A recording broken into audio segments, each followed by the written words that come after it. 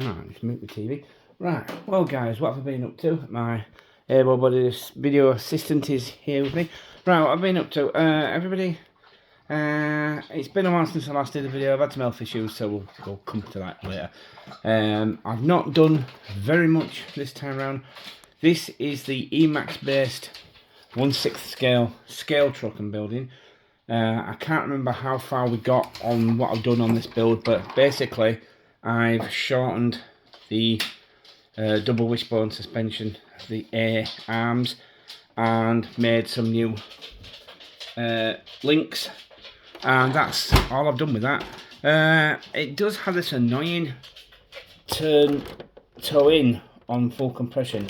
I'm pretty damn sure it didn't do that when it had the long A arms, so don't know what I'm doing that. Right, so anybody's been watching my channel long enough will remember it's a huge stablemate, the 1/6 scale Ford Excursion, which is, if anybody hasn't watched my channel, this is made from 2 of those. Yes, I had 3 of these things.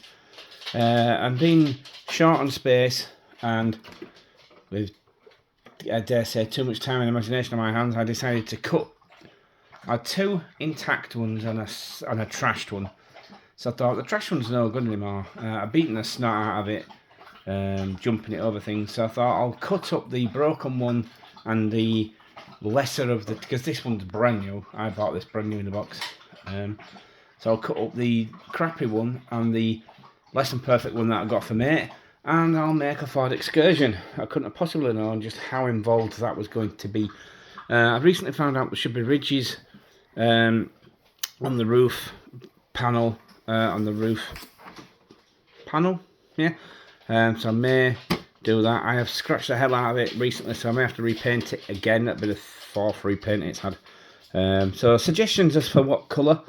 I don't know if you've seen it in this light, but when I painted it, it was bright red, like the seats, and it's gone this sort of, it's kept it shine, but it's got this manky sort of, the very base layer is like an orange primer, builder primer, and I think that's eventually come through and tainted the top coat, so there may have to be a rub down and a repaint. I've got bigger plans for this. Anyway, I realising that I'd made a full sort of involved chassis. My dog is trying to get my attention. I made some like scale accurate, as best I could manage, mounts. Made some longer links. They're aluminium wraith axles, homemade chassis rails. They're small shocks mounted low, and it sat it really high. Once I got the, oh, doggy, you've made a mess. She drools, she's old. So it sat really high, and I thought to myself, no, that's awful. I don't like that. But do you know what? As it's been sat like that longer, I've had this in the shed. I got to a point where I couldn't get it working. It's all sort of bent. It's all, I mean, I don't know if you noticed, but all the floor pan is metal, homemade. All the inner fenders at the front are metal, homemade. This is just for those who haven't seen it before. It's now got a 2-speed gearbox and a small brushless motor in there. For some reason it's got a humongous steering angle on it now. I bet this thing would drift if it had the right tyres, you know. Anyway, I'm sure it didn't turn like that before. Anyway, I decided Christmas, oh my god, the table's not big enough for 2 of these puppies. Oh. Right, I decided Christmas being over, it's been in the shed for what, 6 months, 6, probably longer. I'll get it back out. As you can see, it's got a proper lean on it, whichever way. If you pick it that way, it levels. If you pick it this way, it stays. So one of these shockers has leaked. How dare you? So I thought to myself, all right, I'll revisit it. I'll put some wheels on it. I've got some like bigger tyres than I had on it. I had like short cross wheels on it. It needed to be that low, slightly lower than that at full extension. So I thought it sits too high. And then I put these wheels in it. I'm like, it was sat on the table for a day, so I'm like, oh, give up, you. You'll get some attention in a minute. Honestly, she needs to poop. She always needs to poop when I make these videos. So yeah, impressed with how it turned out. Worried that if I ever rolled this thing over, it would just fall to pieces. So it's literally just pieces of one of those cut up and bonded together. Like this piece is that piece. This back door is 2 pieces of that bonded together. So yeah, I wasn't going to make a monster truck out of it, but once I saw it sat like this on the table for a day, so I'm like, oh. I started Googling, are there any Ford Excursion monster trucks? And yes, there are. I haven't got the picture to hand to show you, but there is one. Hang on, bear with me. Right, back in. Yes, I saw this one. And that got me thinking, so I started Googling, and there are loads of these in the US. Obviously, this wouldn't even probably be legal in the UK.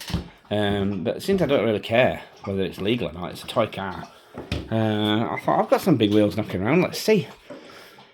So I put these on it. They looked a bit odd, not quite big enough, not quite wide enough. So I remembered I have these 12mm hex extenders, which I've got on, I don't know, you can't quite see it. It's the axle ends where my fingertip is, and the rest is extender.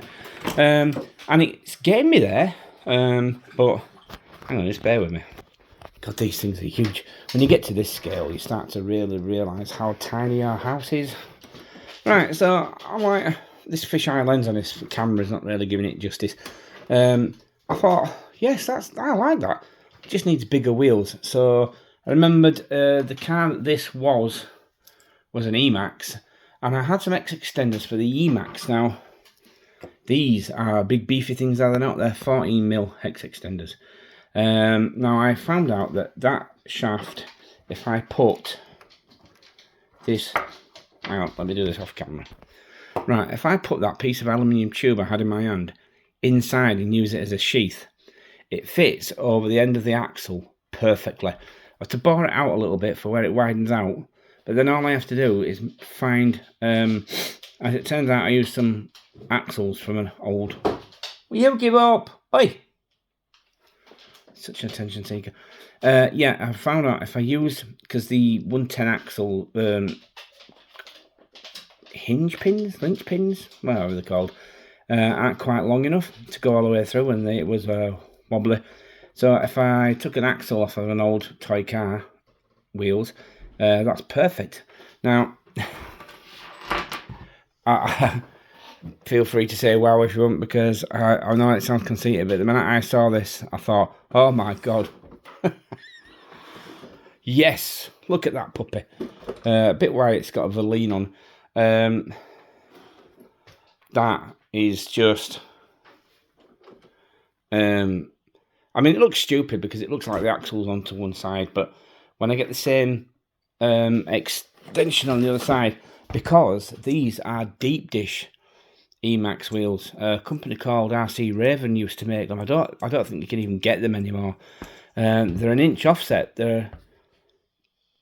So they sit. A normal Emax wheel would be here, and these sit.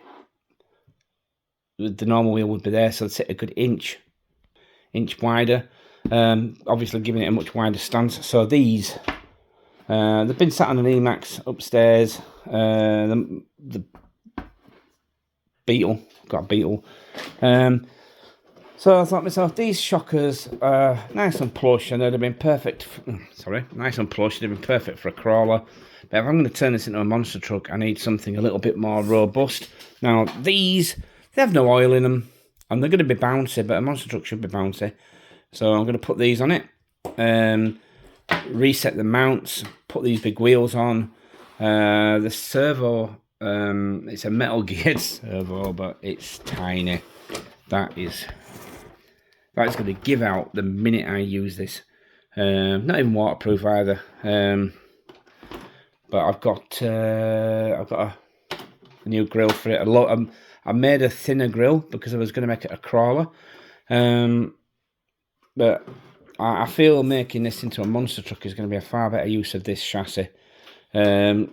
I've just ordered, you see them online, it's what they call it, oh that's all crap in the back now on the floor. Oh, I didn't tell you I brought my doors as well. Right, I keep forgetting this thing opens at the back. All the stuff that was in the back is now on the floor. I do hope none of it was what I wanted to show you. Yeah, they do a prefixal chassis only. You don't get the shockers or the axles or the links. You just get the chassis itself. But, this may damage it, but let's go. Let's do this. Right, the chassis. Oh, dear God. It's not doing it any good. The chassis is handmade and it's not straight in any way. I found out these mounts, top mounts, are wonky. One's like a good 5 to 8 mil higher than the other one. And the back, you can see, I don't know if you can see that from this angle, but the axle tilts, so the wheels don't sit. Yeah, you can see that one doesn't sit within the arch properly. So this is why I threw it in the shed, get it outside. I've had enough. I can't do with it. I was ready to junk it. As you can see, it's lifted. So, oh, it's the axle that's inside. So I'm back to it now. I'm going to make it a monster truck. I'm also considering making a fiberglass version of this, which may ruin this shell. So that's going to be a gamble if it doesn't work. So we'll see. Because I know the minute I roll this over, all this back end that's just bonded together with glue and filler is going to break. Because this thing is heavy. So yeah, that's where we are. I've not really done anything. Started stripping the little Tayo 4x4 racing pickup. I'm going to make it look like a king cab, or